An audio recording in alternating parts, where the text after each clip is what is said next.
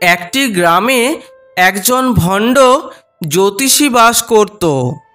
সে প্রতিদিন দুপুরবেলায় town hall park নামক একটি জনবহুল জায়গায় যেত। সেখানে সে একটি তেঁতুল গাছের তলায় গিয়ে বসত।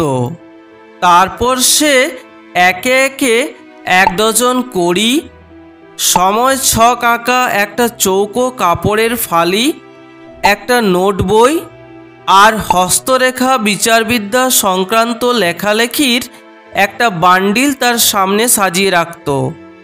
তারপর সে তার ব্যবসা শুরু করত।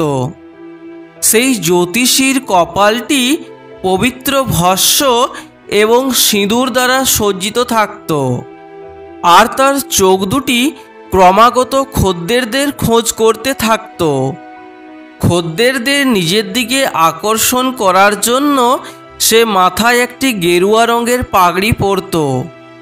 তার চোখে একটি অদ্ভুত চমক ছিল, যেটির দ্বারা খদ্দেররা তার দিকে আকর্ষিত হয়ে আসতে বাধ্য হতো। সে যেখানে বসত সেই জায়গাটি ছিল খুবই উল্লেখযোগ্য। সেই সরু রাস্তায় সকাল থেকে রাত পর্যন্ত অনবরত একটা উত্তাল ভিড় যাতায়াত করত।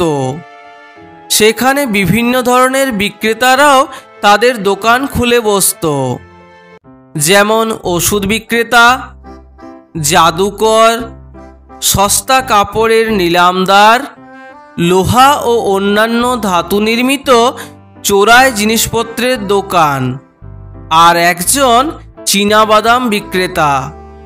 এই চীনাবাদাম বিক্রেতাটি ছিল সব থেকে মুখর। সে প্রতিদিন নিজের পণ্যদ্রব্যগুলির নানান শৌখিন নামকরণ করত। যেমন একদিন ডাকত, এই Bombay ice cream, Bombay ice cream, Bombay ice cream. পরের দিন বলতো, এই Delhi almond, Delhi almond, Delhi almond.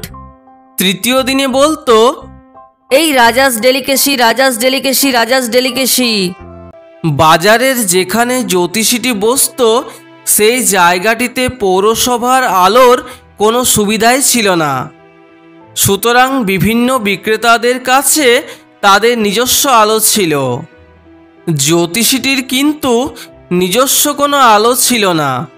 চীনাবাদাম বিক্রেতার জায়গা থেকে যেটুকু আলো আসতো সেই আলোতেই জ্যোতিষী তার ব্যবসা চালাতো। সমস্ত জায়গাটি অর্ধেক আলো ও অর্ধেক অন্ধকারে নিমজ্জিত থাকত।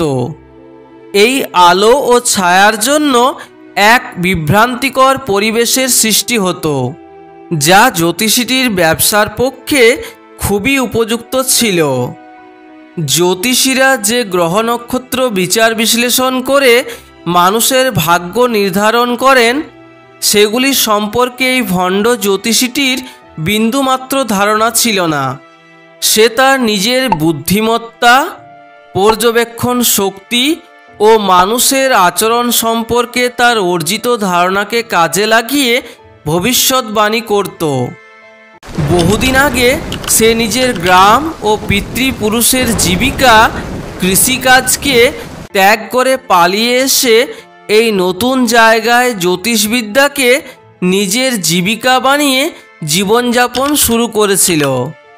জ্যোতিষীটি প্রথমে তার খদ্দেরদের মিনিট 10 কথা বলতে দিত, যাতে তারা তাদের নিজের মনের কথাগুলি বলতে পারে, আর সেখান থেকে সে সমস্ত দরকারি তথ্যগুলি সংগ্রহ করত এবং তার উপর ভিত্তি করেই সে তাদের সম্পর্কে অনুমান করে ভবিষ্যৎবাণী করত। সে সাধারণ মানুষের জীবনের মুখ্য সমস্যাগুলি সম্পর্কেই বেশি কথা বলতো, যেমন বিবাহ, অর্থ, সম্পর্ক ইত্যাদি। প্রতি প্রশ্নের উত্তর দেওয়ার জন্য সে 3 পয়সা মূল্য ধার্য করত। এইভাবেই তার জীবন কেটে যাচ্ছিল। একদিন সন্ধ্যাবেলায় বাদাম বিক্রেতা তার আলো নিভিয়ে দিল। জ্যোতিষীটির যেহেতু নিজস্ব কোনো আলো ছিল না, তাই সেও নিজের দোকান গোটাতে শুরু করলো। এমন সময় সেখানে একজন ব্যক্তি এসে উপস্থিত হলো। জ্যোতিষীটি সেই ব্যক্তিকে নিজের সম্ভাব্য খদ্দের বলে মনে করল। একটু বেশি পয়সা রোজগারের আশায় সে ব্যক্তিটিকে ডেকে বলল, তোমাকে তো খুবই দুশ্চিন্তাগ্রস্ত দেখাচ্ছে, তাই আমার কাছে বসো। আমি তোমার সমস্যার সমাধান করার চেষ্টা করব। আমি তোমাদের মতো ভণ্ড জ্যোতিষীদের কথায় বিশ্বাস করি না। আচ্ছা তাই, আমি যদি তোমাকে সঠিক উত্তর দিই তাহলে তোমাকে 5 টাকা দিতে হবে। না, তবে তুমি যদি সঠিক উত্তর দিতে পারো তাহলে আমি তোমাকে 8 আনা দেব। আর যদি সঠিক উত্তর দিতে না পারো তাহলে তুমি আমাকে দ্বিগুণ টাকা ফেরত দেবে। এরপর ব্যক্তিটি একটি বিড়ি ধরানোর জন্য একটি দেশলাই কাঠি জ্বালালো।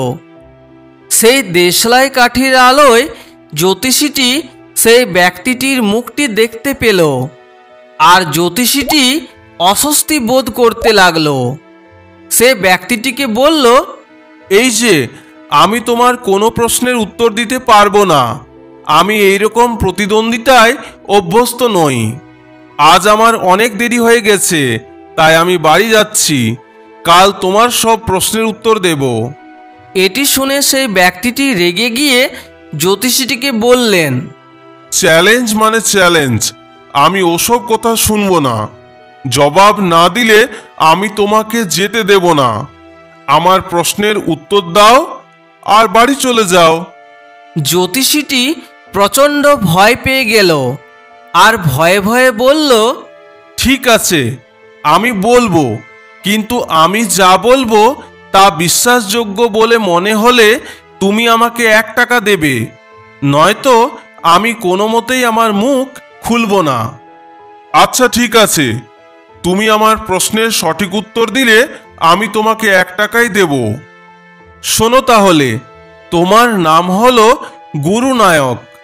বহু বছর আগে একজন ব্যক্তি তোমার বুকে ছুরি মেরে হত্যা করার চেষ্টা করেছিল, আর তোমাকে মৃত ভেবে একটি কুয়োতে ফেলে দিয়ে চলে গিয়েছিল। কি আমি ঠিক বলছি তো? এই কথা শুনে লোকটি বেশ অবাক হয়ে বলল, হ্যাঁ, একদম ঠিক বলেছ। সেদিন আমার মরে যাওয়ারই কথা ছিল। ভাগ্যিস কিছু পথ চলতি লোক কুয়োর ভিতর উঁকি মারার সময় আমাকে দেখতে পেয়েছিল। ওরাই আমার জীবন বাঁচিয়েছিল। আচ্ছা, এখন বলো, সেই ব্যক্তি যে আমাকে মারার চেষ্টা করেছিল ওকে আমি কখন এবং কোথায় পাবো? পরলোকে। সে 4 মাস আগে দূরের এক শহরে লরির নিচে এসে চাপা পড়ে মারা গেছে। এখন আমি যা বলছি মন দিয়ে শোনো। এই শহর থেকে তোমার গ্রাম উত্তর দিকে 2 দিনের যাত্রা, তাই এখান থেকে যত শীঘ্র সম্ভব ট্রেন ধরে বাড়ি ফিরে যাও, নয়তো তোমার জীবনে আবার বিপদ আসবে। কখনো আর দক্ষিণ মুখে যাত্রা করো না, তাহলে তুমি 100 বছর বাঁচবে। আমি ওকে এত বছর ধরে খুঁজে বেড়াচ্ছিলাম। এখন এটা শুনে আমি খুবই খুশি হলাম যে গাড়িতে চাপা পড়ে সে মারা গেছে। এটা বলার পর সেই ব্যক্তি জ্যোতিষীটিকে তার প্রাপ্য টাকা দিয়ে সেখান থেকে চলে গেল। সময়টা তখন প্রায় মাঝরাত। জ্যোতিষীটি তার জিনিসপত্র গুছিয়ে বাড়ি ফিরে এলো। জ্যোতিষীটির স্ত্রী বলল, আজকে এত দেরি হলো যে আসতে? জ্যোতিষীটি উপার্জিত পয়সা কড়িগুলি তার স্ত্রীর হাতে দিয়ে বলল, গুনে দেখো তো কত আছে। একটাই লোক সব দিয়েছে। তার স্ত্রী এতগুলো পয়সা পেয়ে খুব খুশি হয়ে বলল, এখানে 12.5 আনা আছে। কাল আমি খানিকটা তালের গুড় আর কিছু নারকেল কিনে আনবো। বাচ্চাটা কদিন ধরে মিষ্টি খেতে চাইছে, আমি ওর জন্য দারুণ কিছু বানাবো। শুয়োরটা আমাকে ঠকিয়েছে। ও আমাকে 1 টাকা দেবে বলে কথা দিয়েছিল। কি ব্যাপার, তোমাকে খুবই চিন্তিত দেখাচ্ছে। কিছু না।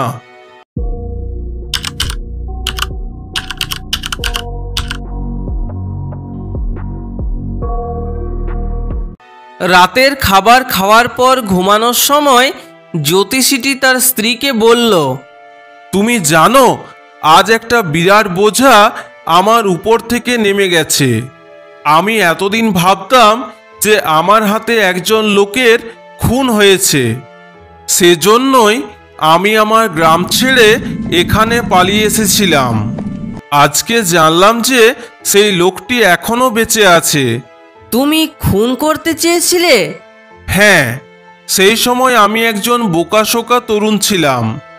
আমরা মদ খেতাম, জুয়া খেলতাম, আর একদিন আমাদের মধ্যে খুব ঝগড়া হলো, আর আমি ওর বুকে ছুরি মেরে ওকে কুয়োতে ফেলে এখানে পালিয়ে এলাম। এসব ভেবে কি লাভ? এখন ঘুমানোর সময়, তাড়াতাড়ি ঘুমিয়ে পড়ো। এই বলে তারা দুজনেই ঘুমিয়ে পড়ল।